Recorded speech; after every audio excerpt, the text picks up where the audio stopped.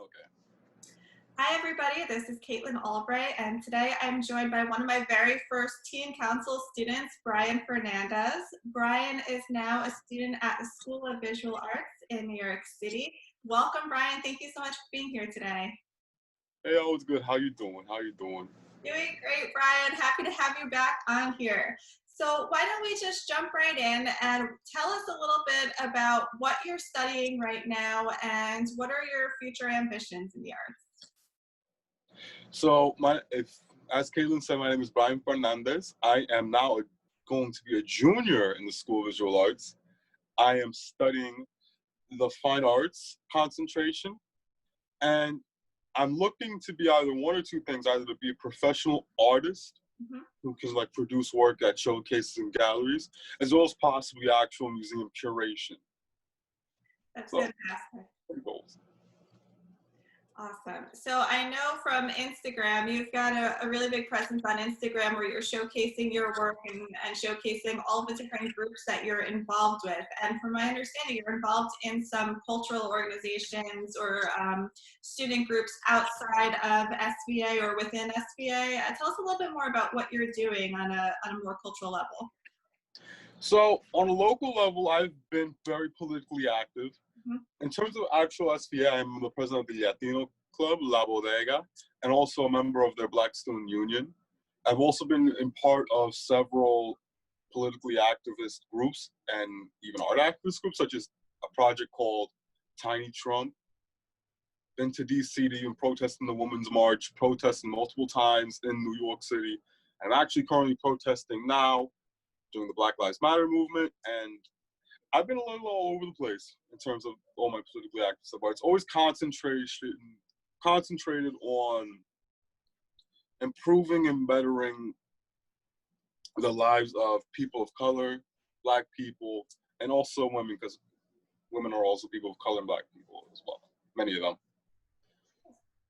Absolutely. So now that we are kind of using this platform as a means to just elevate other voices. And first, this interview series started because of coronavirus. And Mhm. it was a way to take some of our Teen Council related content and put it online to create more accessibility. But it seems like it's going to be sticking around for a while, just communicating with various members of our community in this type of format. So because of the nature of the world right now, our political climate, and everything going on with the Black Lives movement, I just want to use it as a way to have this conversation about art and activism. And you seem like a perfect person to do that with because you're so heavily involved in both of those worlds. So can you talk a little bit about how artists can use their careers as a means of activism, and what exactly can activism look like in the arts?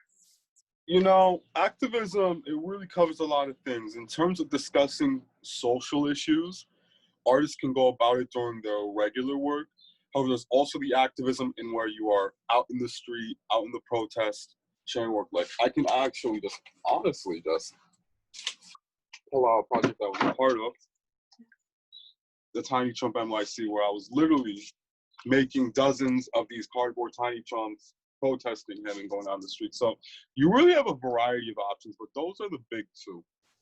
And you have to approach those two differently, as they come with their own kind of, I guess would say, rules that you kind of have to go by.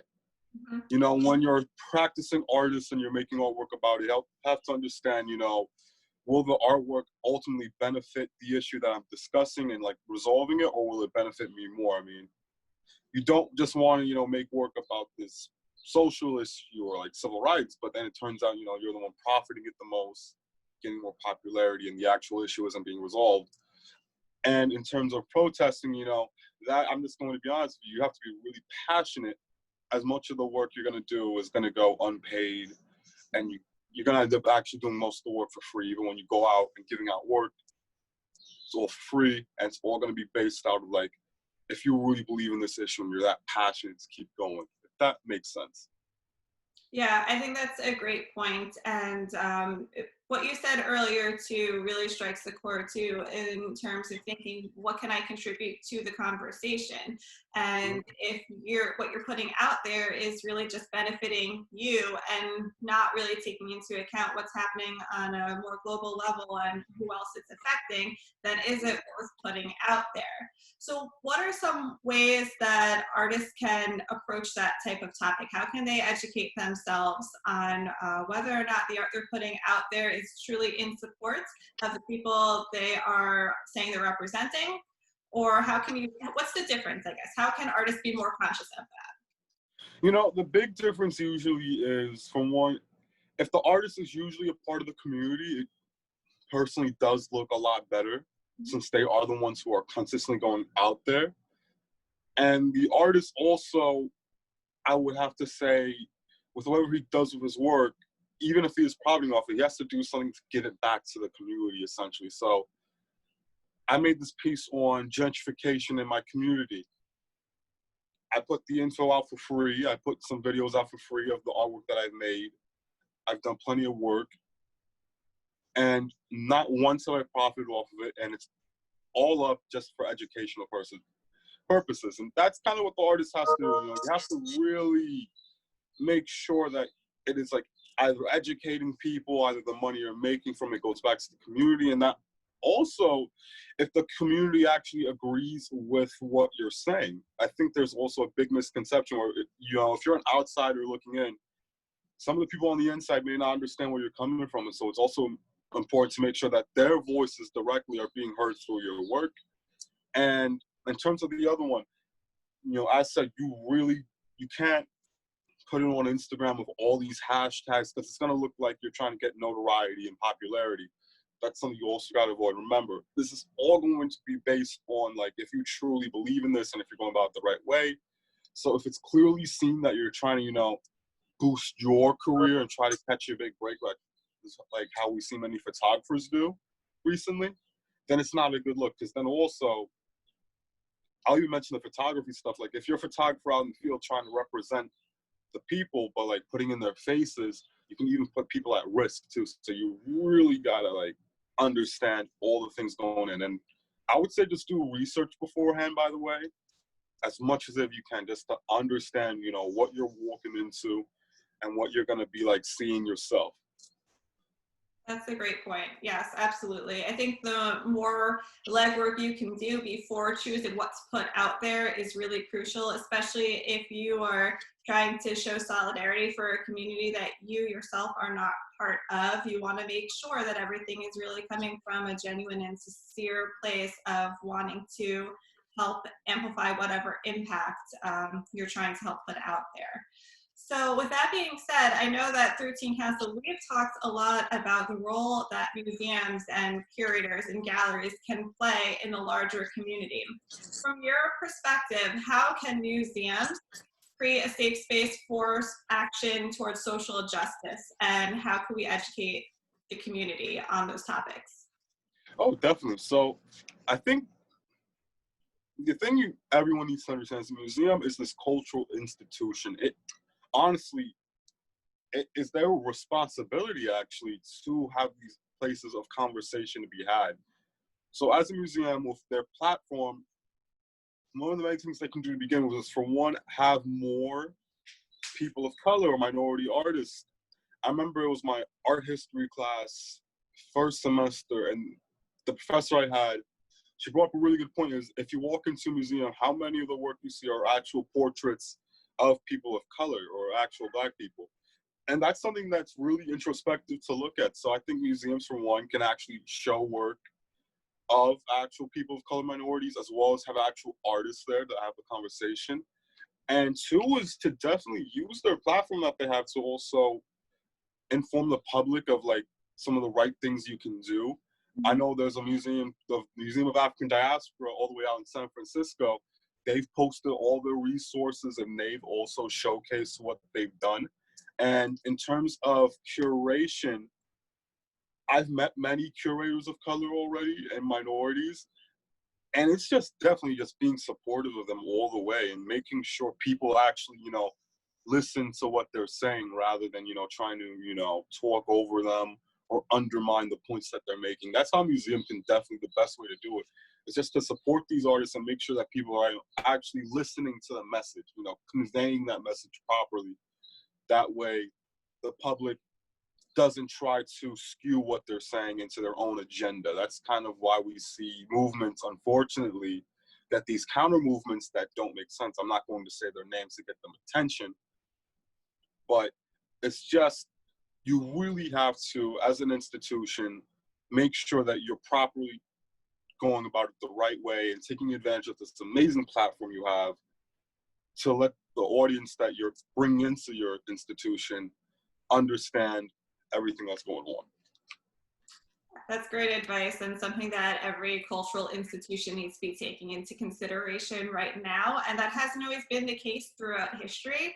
And it's, so important now more than ever, I think, to really recognize the kind of privilege and responsibility that comes with running a major art organization and how you get to use that kind of power to create a more just community for everybody. So I think my final question for you is, now that you are an artist out in the world studying at a major art school, what advice do you have for young artists who are looking to pursue a similar career path? I'll go in my more professional art career. So I think one of the first things that you have to understand, especially if you're a minority or person of color, is that there's always going to be a place for you. That the larger art world and that how it's mainly consistent of white male artists, that is an illusion. You have to understand your worth as an artist and that there are people out there that will definitely help you. I've met my people who helped me.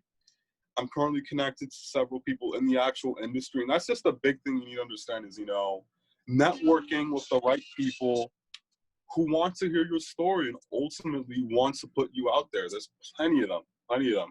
And it's this great relationship as, if you can meet a curator of color, you're an artist of color, you guys will both be able to do these things, who want to help you and who want to take advantage. I would also say, it's gonna kind of a little silly, but definitely make good work. I'm just going to be honest, if your work is not really good and you're not able to explain yourself, no one's going to want to look at that as a whole in general. That's just more general advice for anyone. Just definitely make sure your work is of a good quality. And as an artist, definitely do research too. Look up other artists of color.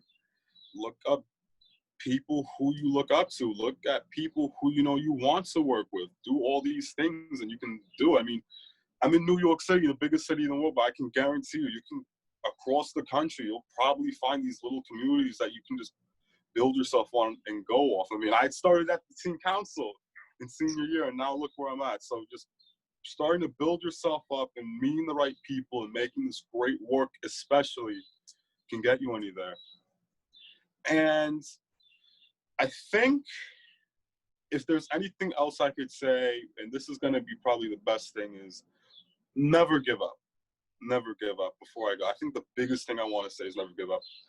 I've encountered people, I even will admit, in my institution that have definitely tried to undermine my work, but just if you keep your strength, never give up, you will find a spot to go in and a direction that will be in. I mean, it's inevitable. And that's just the beauty of just not giving up, The more you work on it, time will reward you as it goes on. And it could happen as soon as even a year from now. You never know. And I think this is just something I really want to spread, is just literally never give up. This is your career and you need to take charge, and no one needs to try to put you down for their own agenda. And I think that's it. That is invaluable advice. Thank you so much, Bryan. And I think I can speak on behalf of everyone at Everson and the Syracuse community that we are so proud of you. And it's just amazing to see what you've done from your teen council days to being so dedicated, getting yourself to where you are now and where you're going to continue to be. I can't wait to watch what you do in your career. And thank you so much for letting us be a part of that today.